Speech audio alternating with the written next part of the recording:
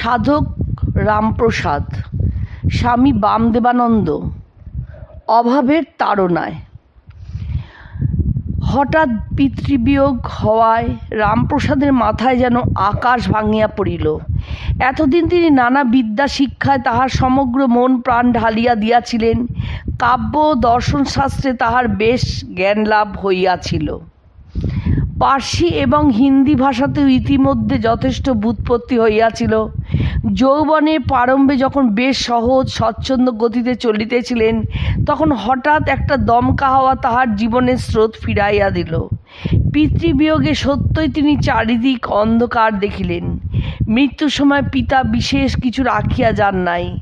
স্নেহময়ী জননী, স্ত্রী, ভগিনী প্রভৃতি পরিবারের সকলকে লইয়া তিনি অকুল সাগরে ভাসিলেন। কি করিবেন? সংসারের অভিজ্ঞতা তাহার কিছুই নাই, জীবিকা অর্জনের উপায়ও কিছু জানা নাই। ভাবিয়া ভাবিয়া রামপ্রসাদ দিশাহারা হইয়া পড়িলেন, কিন্তু কুল কিনারা কিছুই ঠিক করিতে পারিলেন না। এই ক্ষুদ্র সংসারের বোঝা যে এত ভারী, পিতা বর্তমানে রামপ্রসাদ একদিনের জন্য তাহা অনুভব করেন নাই। অথচ আজ ইহা তাহার জীবনে বিপর্যয় আনিয়াছে, সহজ স্বচ্ছন্দ গতিকে মন্থর করিয়াছে, আনন্দের সংসারে বিষাদের কালিমা লেপিয়া দিয়াছে। উপায়ন্তর না দেখিয়া রামপ্রসাদ তাহার একমাত্র আরাধ্যা দেবী আদ্যাশক্তি জগৎজননী মহামায়ার নিকট করুণ প্রার্থনা জানাইলেন।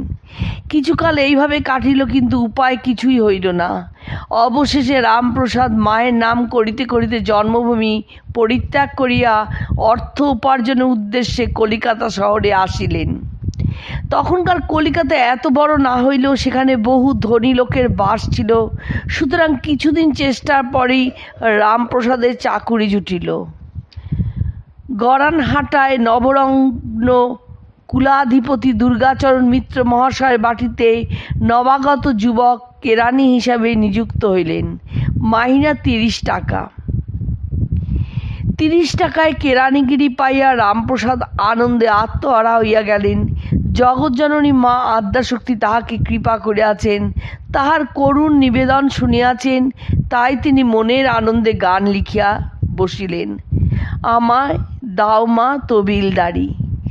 রামপ্রসাদের হুঁশ নাই, হিসাবের খাতায় গান লেখা। মা তাহার প্রতি প্রসন্না, তাই তিনি তাড়াতাড়ি কৃতজ্ঞতা জানাইলেন হিসাবের খাতায়, আমি নিমক হারাম নই শঙ্করী। ইহার পর হইতে রামপ্রসাদ মায়ের নামে মাতিয়া উঠিলেন। চাকুরি লইয়াছেন, সুতরাং হিসাবের খাতা তাহাকে লিখিতেই হইবে। কিন্তু প্রাণ চায় শুধু মায়ের নাম গানেই বিভোর হইয়া থাকিতে। অন্তরের অন্তরতম প্রদেশ হইতে ভক্তির আতিশয্যে বিভিন্ন সময় গানের উৎসমুখ যেন উন্মুখ হইতে লাগিল। পাছে ভুলিয়া যান, তাই হিসাবের খাতাতে লিখিয়া রাখেন। হুঁশ নাই। মাঝে মাঝে কালী নাম, দুর্গা নামও হিসাবের খাতায় স্থান পাইল। সে এক অভিনব ব্যাপার।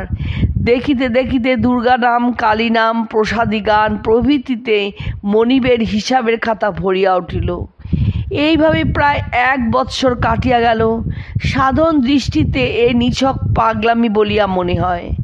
রামপ্রসাদ বিশেষ জানেন হিসাবের খাতা মায়ের গান, কালী নাম লিখিবার জন্য নয়।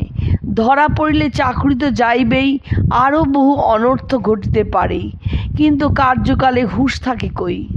আদ্যাশক্তি মহামায়ার নামে সময় সময় এত তন্ময় হইয়া পড়েন যে তখন হিসাব বেহিসাব হইয়া যায়। সাধারণ জগতের নিক্তির হিসাব মনে থাকে কই? মন তখন ক্ষুদ্র সাধারণ গণ্ডি পার হইয়া উচ্চতর প্রদেশে চলিয়া যায়। তাই রামপ্রসাদ হিসাবের খাতা গান লেখেন। আমি বিনা মাহিনার চাকর, কেবল চরণ ধুলার অধিকারী। ক্রমে রামপ্রসাদ গান রচনার এতটা তন্ময় হইয়া পড়িলেন যে কাজকর্মে ত্রুটি বিচ্যুতি ঘটিতে লাগিল। ঊর্ধ্বতন কর্মচারীরা ক্রমশ বিরক্ত হইয়া উঠিলেন এবং মনিবের নিকট পুনঃ নালিশ জানাইতে লাগিলেন। দয়ালু মণি প্রথম বিশেষ কিছুই বলিতেন না। নবাগত যুবকের চাকুরি যাইলে পরিবারের ভরণ পোষণ হইবে কি করিয়া? কিন্তু ক্রমাগত নালিশ শুনিয়া তিনি বিরক্ত হইয়া উঠিলেন এবং একদিন রামপ্রসাদকে ডাকিয়া আনিবার জন্য আদেশ করিলেন। কর্মচারীরা সুযোগ বুঝিয়া রামপ্রসাদ এবং হিসাবের খাতা দুই মনিবের সম্মুখে উপস্থিত করিলেন।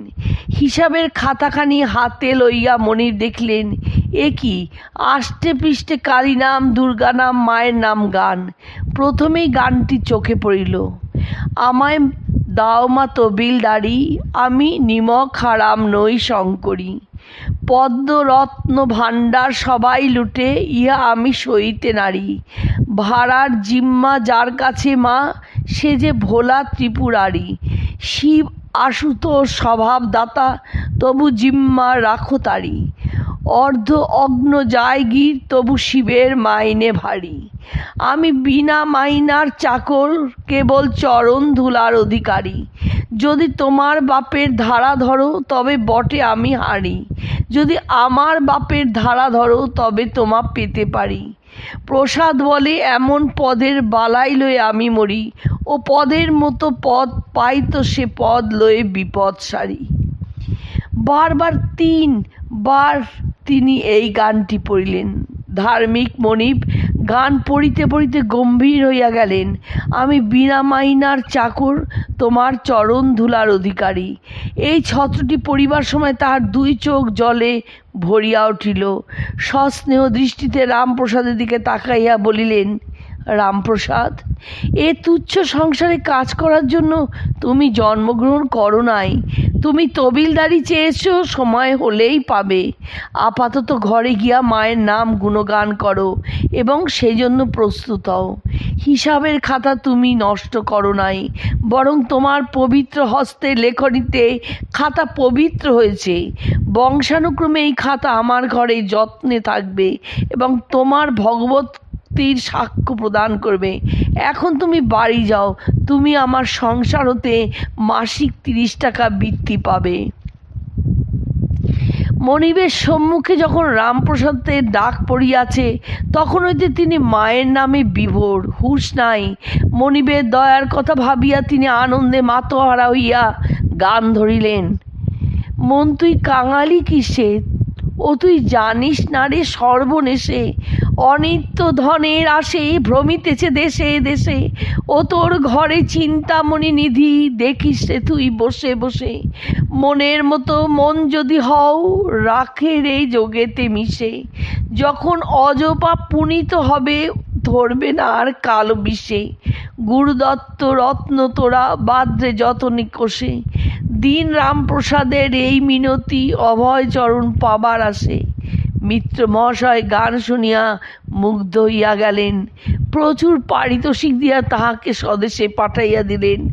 রামপ্রসাদ ভাবে বিভোর, আমি নিমক হারাম নই শঙ্করী।